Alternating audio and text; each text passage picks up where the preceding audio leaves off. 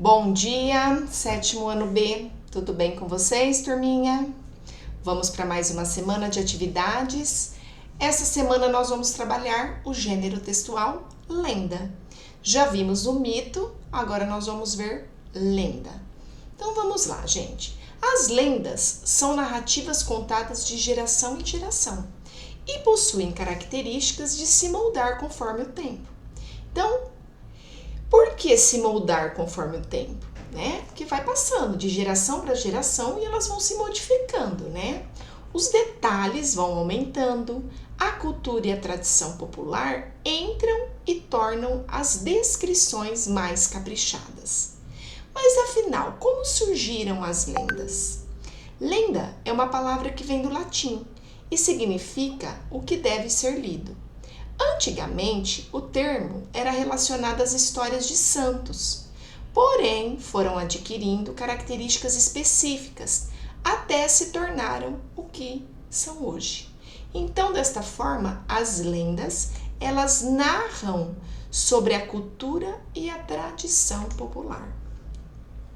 Com isso, cada região do Brasil possui lendas diferentes, que contam sobre a história e aspectos singulares da sabedoria popular. Então, cada região tem suas lendas, tá? Às vezes, uma mesma lenda numa região, ela é contada de uma forma, em outra região, de outra, tá? Portanto, são relatos que incluem fatos históricos, mesclados com fantasia. Tem a fantasia também no meio? Sim. Além disso, explicam situações que normalmente não podem ser explicadas cientificamente. Então, as lendas narram acontecimentos que se passaram em um tempo remoto, bem antigo, em um espaço muito marcado pela natureza. Nelas, fatos históricos podem se misturar com fatos imaginários. Então, usa-se também a imaginação, aumenta-se as coisas. Sim, em geral, as lendas são narradas sempre em terceira pessoa, tá? Porque vai representar a voz de toda a comunidade, daqueles que herdaram as tradições de seus antepassados.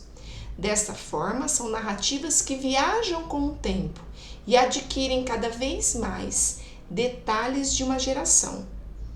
Inclui medo, dúvida, e questões também incompreendidas, regadas por muita imaginação. Nós temos as lendas folclóricas e também as lendas urbanas. Até na internet aí vocês procuram, tem vários vídeos com as lendas urbanas, Tem vários alunos que falam, que gostam muito das lendas urbanas. Então eu trouxe aqui algumas características, resumindo aí, das lendas. Utilizam-se da fantasia, da ficção e também se mistura a realidade dos fatos. Faz parte da tradição oral? Sim, vai sendo passado de geração para geração. Usam fatos reais e históricos para dar suporte às histórias, mas junto com eles envolvem a imaginação, para aumentar um ponto da realidade, Sim, há uma mistura também, a imaginação faz parte também da lenda, sim. Fazem parte da realidade cultural de todos os povos. Então, cada povo aí tem as suas lendas, Cada região. Assim como os mitos, fornecem explicações aos fatos que não são explicáveis pela ciência, como eu já disse aqui em cima. Porém, são mais facilmente aceitas, pois apesar de serem fruto da imaginação, não são necessariamente sobrenaturais ou fantásticas. Isso já faz parte do mito, Ter as personagens sobrenaturais, fantásticas, Sofrem alterações ao longo do tempo? Sim, porque vão sendo passadas de geração para geração. E com esse repassa, vão tendo alterações. E as interpretações daqueles que vão passar para frente, propagar. Mas afinal, qual a diferença entre mito e lenda? Os dois, tanto o mito quanto a lenda, fazem parte da tradição oral, tá? E também serve para contar ou explicar determinados episódios que acontecem de geração em geração. Só que tem uma diferença da lenda para o mito. Qual é essa diferença, tá? Eu vou ler, depois eu falo para vocês de uma forma resumida, né?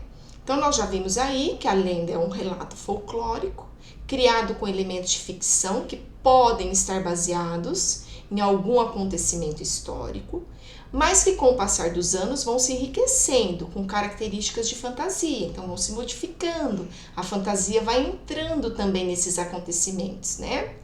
Costuma servir para explicar algum acontecimento histórico ou próprio de uma comunidade. Então, essa aqui é uma característica bem específica da lenda, tá? Um elemento característico é que com o tempo vai sendo alimentada de boca em boca. E por isso que uma mesma lenda ela pode ser diferente entre uma população. É o que eu falei para vocês. A mesma lenda, numa região ela é contada de uma forma, em outra região de outra forma, tá?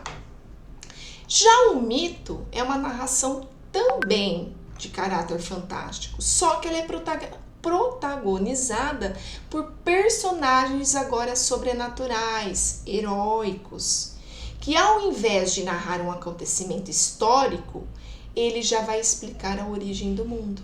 Então essa é a principal diferença, que a lenda, ela vai explicar algum acontecimento histórico ou próprio de uma comunidade. Já o mito, ele vai explicar a origem do mundo, os fenômenos naturais, tá?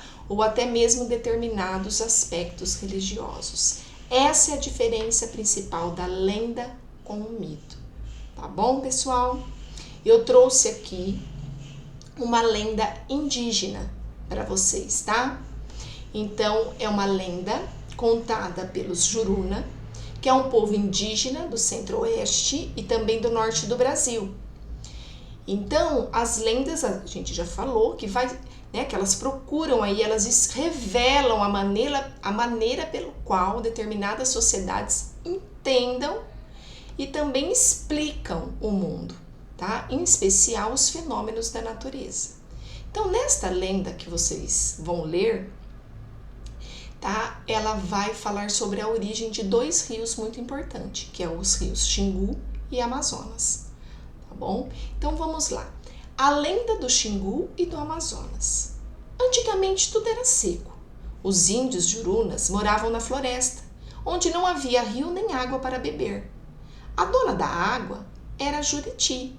Toda a água que existia estava com ela, guardada em 3 grandes tambores. Uma tarde, os filhos da mulher do pajé, que estavam com sede, foram pedir água para Juriti, que cantava no alto do açaizeiro.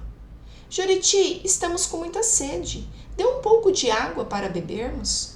Mas ela não deu. Os índios voltaram, acabrunhados para casa. Não aguentavam mais a sede e começaram a chorar. Sinaã, a mãe dos meninos, perguntou por que estavam chorando e eles contaram o que tinha acontecido. Ela disse que não deviam mais procurar Juriti porque era perigoso. Dentro dos tambores de água há muitos peixes que podem atacar vocês, disse a mãe para os meninos. Mas os garotos não deram atenção a ela. Estavam com tanta sede que voltaram a procurar a Juriti. Pegaram um pau e quebraram os tambores. Imediatamente a água começou a escorrer lá de dentro e junto com a água vieram os peixes. Juriti ficou muito brava. Os meninos saíram correndo.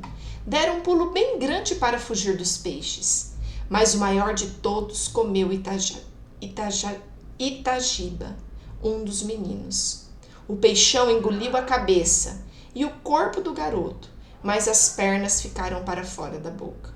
Os outros 2 irmãos correram mais rápido, e a água que seguia atrás deles ia formando rios e cachoeiras. O peixão seguia os meninos, levando muita água com ele. Essa água toda formou o rio Xingu.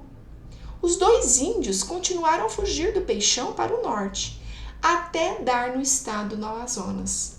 Lá chegando, conseguiram agarrar as pernas de Itagiba, que ainda estavam para fora da boca do peixão. Cortaram as pernas do irmão, assopraram o sangue que escorreu e, por mágica, o corpo do garoto se refez. Itagiba nasceu de novo. Então os três, juntos, sopraram toda aquela água e formaram um rio muito largo e comprido, que é o rio Amazonas. Depois disso, voltaram juntos para casa e contaram para toda a aldeia que tinham quebrado os tambores. A partir desse dia, todos tiveram água para sempre. Então, pessoal, antes de ler esse texto, tinha a seguinte pergunta aqui, ó. Antes da leitura, imagine de que forma os antepassados dos indígenas jurunas explicaram a criação desses rios. Então, antes de ler esse texto, tá? Como vocês imaginavam que esses rios poderiam ser criados? Então, na letra 1, se confirmou, depois da leitura, vocês imaginaram que foi dessa forma? 2. Copie a alternativa correta a respeito da lenda. Então, vocês vão copiar a 1, a 2 ou a 3. Terceira questão. Em que tempo e espaço ocorre o fato? Que tempo? Lembra? As lendas são tempos bem remotos. E espaço, lugar. Qual é a motivação para a ação inicial das personagens? O que motiva as personagens, né, a quererem a água aí, né? Qual foi a punição que os meninos sofreram ao desobedecer a mãe e as leis da natureza? Eles desobedeceram a mãe, foram punidos. Ocorreu o quê? E como o desfecho se relaciona com o início? Olha lá o início do texto. Eles tinham o quê? Eles não tinham uma coisa e no final, né, eles acabaram tendo, né, o que eles queriam aí, né? Qual é o foco narrativo dessa lenda? Primeira ou terceira pessoa? Uma característica específica da lenda, eu falei para vocês lá no comecinho, tá? Agora vocês também, na 8ª questão, vão ler esse texto que fala sobre o papel das lendas e mitos na cultura indígena. E vão responder aqui a A, a B e a C. Então, o trecho desse artigo comenta a existência de lendas na quais estrelas caem na terra e indígenas falam com animais. Vocês vão lá no texto, na lenda do Xingu e do Amazonas, e vão procurar uma característica que apareça, semelhante ao que foi falado aqui, tá? Se é para copiar um trecho, copiar sempre entre aspas, esse trecho que demonstra, tá, essa característica. B. De acordo com o artigo acima, esse aqui, ó, de que modo as narrativas indígenas conseguiam chegar até o nosso tempo? Então, leiam aqui que está falando, tá? E você, conhece outras narrativas indígenas? Tenho certeza que sim, tá? Se você conhece, quais? Vocês vão citar nomes de algumas lendas indígenas, tá? Essa é a atividade dessa semana. Qualquer dúvida, estou à disposição de vocês. Me procurem no WhatsApp, tá? Lembrando que é só para responder as questões no caderno, tá bom? Um beijo, boa semana e bons estudos.